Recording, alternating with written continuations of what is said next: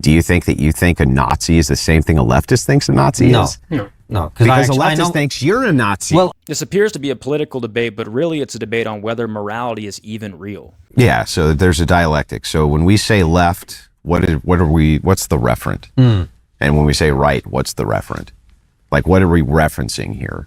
well, the position relative to the center. Sure, maybe, but I mean, what is left and what is right politically?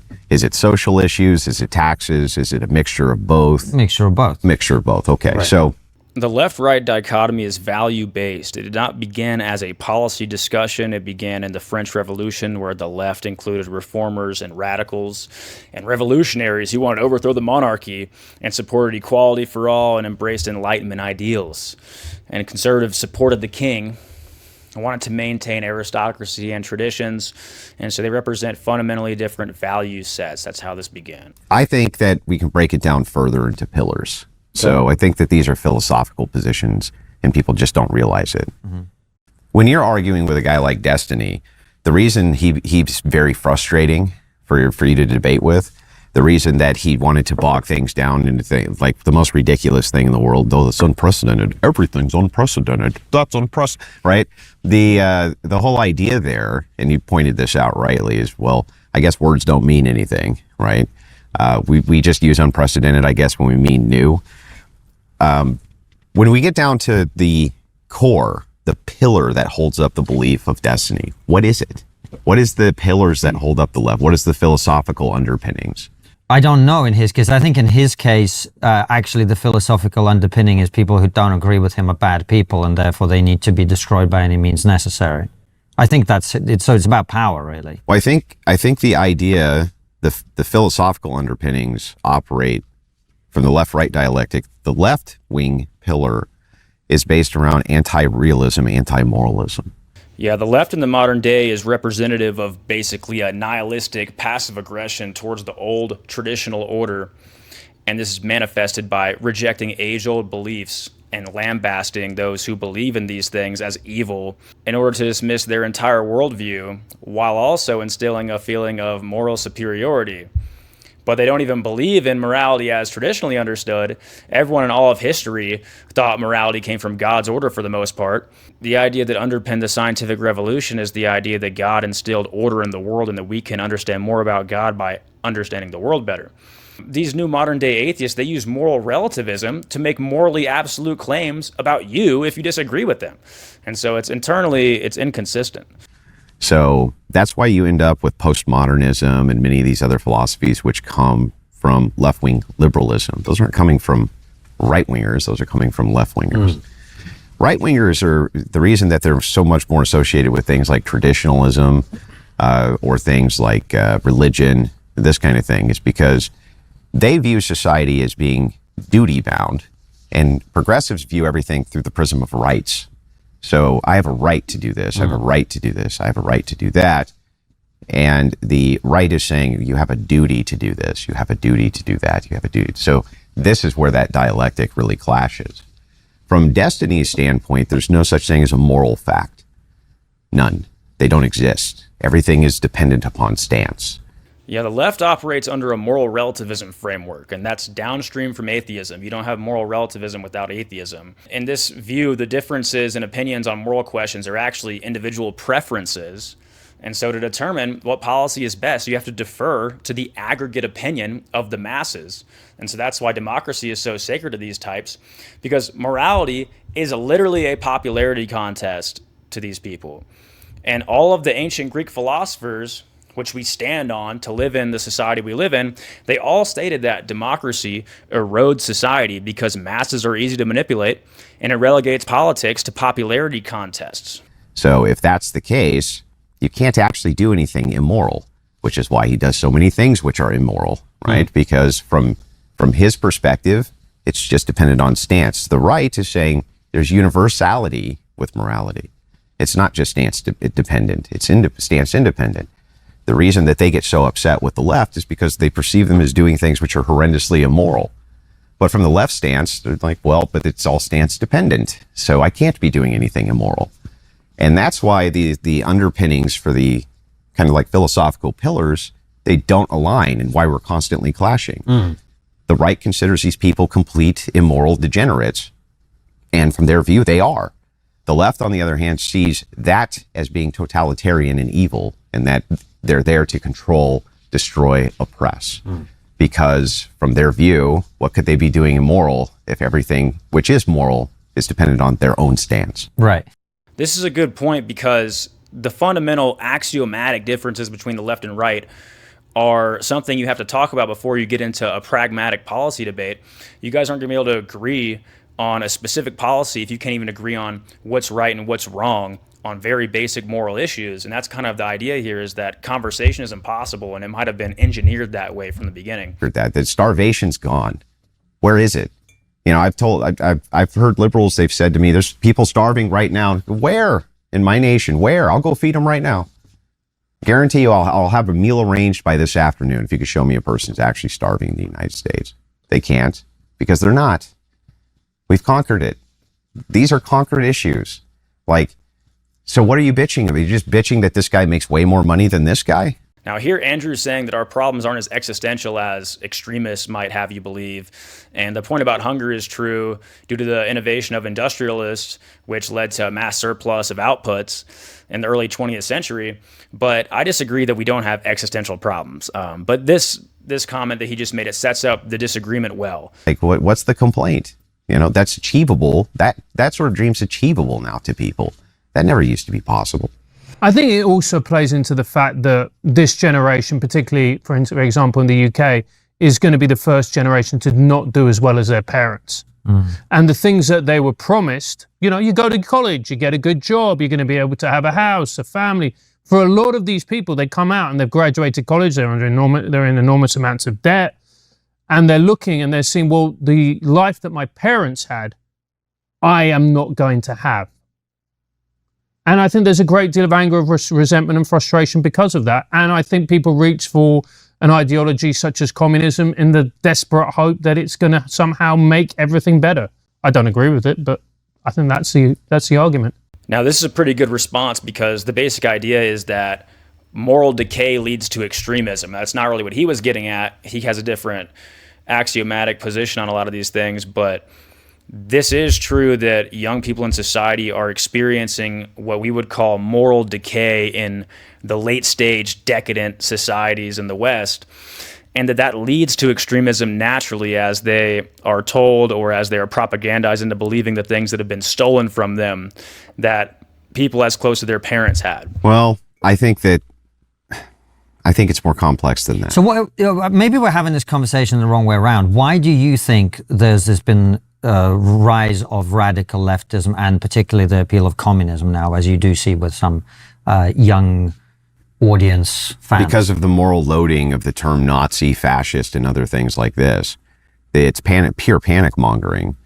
The idea is that you need to move towards this shielding ideology because the Nazis are coming, the stormtroopers are coming. Oh, so you mean like since 2016, basically? I mean, they did it before as well, but the far left has been calling the right Nazis. And you think people are going for communism because it's the ideology that can protect you against that? That's communism, socialism. These are so it's a winner takes all. Like I said, it's a race to power for which ideology gets power. Is it going to be the Christian nationalists? Is it going to be the socialists? Is it going to be guys in New York like Mamdi or Mamadi? What is his name? Mamdani. Yeah. It's communist Mamdani. Yeah. Who gets it? Which ideology gets it? I mean, right now, the ideology which has been kind of traditionally getting it is the status quo ideology. Well, that's changing. That's been changing since Trump. Like, I don't know who our future presidents are going to be, but they're not going to have the same ideologies that they held for the last 40 or 50 years. That's not where we're heading. So which ideology gets it? But that doesn't, I mean, I agree with what you're saying, except the one thing we started this with, which is the appeal of communism is to push back against the Nazis, right? But why wouldn't you just, I don't know, why wouldn't it just the ideology be like we're against Nazism or we're for liberal democracy? But that's exactly how it's pushed. What do the Antifa, anti-fascist people in both our nations say? They say just that. This is about our republic. But this they is are about our communists. democracy. But they Yes, are they communists. are. Right. But this is about our democracy. This is about our freedom of speech, our freedom of assembly. This is about stopping Nazis and stopping fascists and stopping or allowing for due process. They literally market it the exact way you just said. So when you say, why don't they say that we're just anti-Nazi and pro-democracy or pro-republicanism? Well, that's exactly how they market it. No, because I guess the reason I'm saying is, like, I would say I am anti-Nazi and pro-democracy, right? And I am. I'm also not a communist. So why is communism the appealing version of those statements? Well, this is a worldview issue. So do you think a Nazi is the same thing a leftist thinks a Nazi No. is? This is important because the Triggernometry host just verbally agreed that leftists view the definition of Nazi different than they do. And because of the moral relativism baked into leftism, and the way the word Nazi's been used as a pejorative for milquetoast conservatives, they're being conditioned to view people right of center as morally equivalent to Nazis. And how can you disprove them? They don't even agree on basic moral principles. The irony is that the hosts here don't even realize that they use the word the exact same way the left does by calling people on the online right Nazis. And this is similar to when Jordan Peterson told Ethan from age 3 that the left will devour him if he acquiesced to their tribal rumblings, which they later did. No, Because a leftist thinks you're a Nazi. Well, I know what words mean. Right. But this is the problem, is like, I know what words mean, right? So I know that Nazis exist. And by the way, there are some Nazis on the right, including in the US, and you can see them, right? But I also know what a Nazi is, and therefore someone who has right-wing or centrist opinions like me is not a Nazi. But words do mean different things depending on worldview. And this is obvious. Objectively, words are used differently by different ideologies, different groups, and they refer to different things in these different groups. Marx literally created word games, by the way. Antonio Gramsci called this hegemony. It's often a deliberate shaping of meaning to serve specific interests. And so the entire history of word games, basically equivocation and words meaning different things in different political contexts, has been manipulated by communists the entire time. And when communists came over during the Cold War, when they were leaving Russia or trying to leave Eastern Europe to get into Western Europe, they brought a lot of these ideas with them. They do, actually. If you are a postmodernist, they do, Not right? just a postmodernist. So if you look at definitions of words, you agree they have multitudes of definitions, right? Well, those are applying often to the distinctions in worldview. When I say spiritual as a Christian, I'm looking at that from a Christian view, right? Sure. If you say spiritual as a Buddhist, are we saying the same thing? I actually think in a way you probably are, but the structure that underpins that is different. But you're trying to point at the same thing, which is whatever it is that is greater than human beings somewhere. And I'm pointing to the sky because that's kind of. But the way we view epistemology, ontology, Sure, of cosmology, course. everything is going to be completely different. And it's best to do it in their 20s. And what we do is we tell women to defer their best childbearing years to go to college during those years, which is insane. That's the dumbest thing I've ever heard in my life. Here, Andrew is showing that outcomes of a system that produce illogical results show that the system needs to be fixed. So here he's showing that the practical outcomes show that the system has an issue. I don't know why you would take the opposite sex who has the most limited window for childbirth for healthy babies and tell them to squander all of that. Especially because they end up at college running, the cock carousel often and things like this. And it's like, it's just not good for society. But kind of back to what I was saying, when we're getting to the idea of moral facts. Now, this part's important because he's setting up his larger point that the Triggernometry guys are not prepared for. This erosion always begins with the idea of, well, you can't really make a case. Like, I don't believe in your stupid objective morals. I don't believe in any of this. So you can't really tell me that being a hooker's wrong. You can't really tell me doing this is wrong. You can't really tell me doing that is wrong. And so if you come to me and you say gays should be allowed to get married, and I just ask you back, why can't 3 of them get married? What's your answer to that? I don't have one. Yeah. And there it is. The neoliberals have no answer to if 3 guys can marry each other, or if 3 guys can marry 1 girl, or 1 guy can marry 3 girls. The only way a neoliberal can address these sort of policy decisions is based on economics or harm reduction. But the harm reduction is usually relegated to popular opinion, which never works anyway. And so neoliberals actually have no practical way to push back against the moral decay in society. Exactly. So what's preventing it? Nothing. Nothing. And so then it just you see society become more and more and more absurd over time. Why is it important? What happens when 3 gays get married? Like, well, individually, perhaps nothing, right? Like on an isolated, like what happens when one Muslim gets imported to the UK? Nothing. Yeah, exactly. Well, it depends what he does, but yeah. Exactly. But now what happens when 50,000 of them get imported to the UK? Well, now something. And it's the same thing when it comes to the importance of moral character inside of a nation is the exact same way.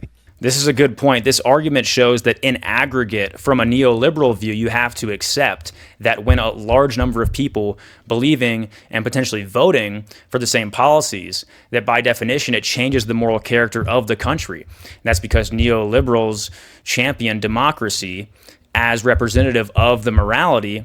So if democratic views change, then the morality changes. Therefore, if you put in 1 million Muslims in the country that all believe beheading gay people is cool, that's actually the moral status quo. Well, what happens? It doesn't matter. To clarify for me, Andrew. So when you have, I mean, we have, I think, 4 million Muslims in the UK. Overwhelming majority are perfectly good people. But when you have a large Muslim population, what we've discovered is you have a smaller percentage of extremists and Islamists, right?